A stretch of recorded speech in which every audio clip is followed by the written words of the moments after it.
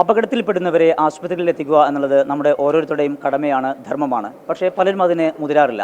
അത്തരം സംഭവങ്ങളിൽ ഈ വിഷയങ്ങൾ കാണുന്നവർക്ക് ഈ ആളുകളെ ഹോസ്പിറ്റലിൽ എത്തിക്കുന്നതിനും തുടർ നടപടികൾ സ്വീകരിക്കുന്നതിനുള്ള വലിയൊരു പ്രചോദനവും പ്രോത്സാഹനവും നൽകുന്ന ഒരു പദ്ധതിക്ക് കോഴിക്കോട് സിറ്റി പോലീസും ഒപ്പം തന്നെ ലയൺസ് ക്ലബ്ബും തുടക്കം കുറിക്കുകയാണ്.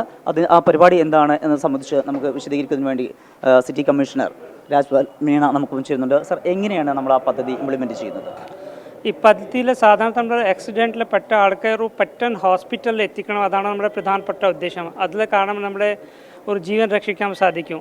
അതിൽ ആളുടെ ഒരു ചില സമയത്ത് ആൾക്കാരുടെ കയ്യിൽ പൈസ ഉണ്ടില്ല, ചില പോലീസിൽ ബന്ധപ്പെട്ടത് ക്വസ്റ്റനിങ് ചെയ്യും, അതിൽ ബന്ധപ്പെട്ട ബുദ്ധിമുട്ടോ അതിൽ കാരണം ആൾക്കാർ സാധാരണ നോക്കാറില്ല.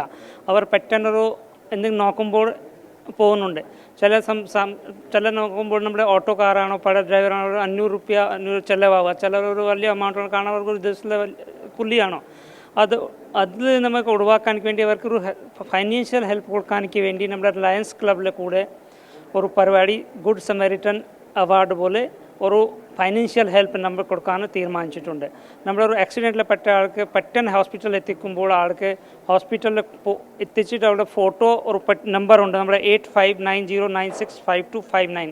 ഈ നമ്പറിൽ വാട്സാപ്പ് അയച്ച ശേഷം അവിടെ അവർക്ക് ഒരു കുറച്ച് ചെറിയ വെരിഫിക്കേഷൻ അതിന് ശേഷം 1 മണിക്ക് അകത്ത് അവർക്ക് 500 രൂപ കൃത്യമായിട്ട് അവിടെ ഗൂഗിൾ പേ വഴി നമ്മുടെ പേടിഎം വഴി നമ്മുടെ ഫോൺ പേ വഴി അവർക്ക് കൃത്യമായിട്ട് ഓൺലൈൻ വഴി എത്തിക്കും. ഇതാണ് പരിപാടി.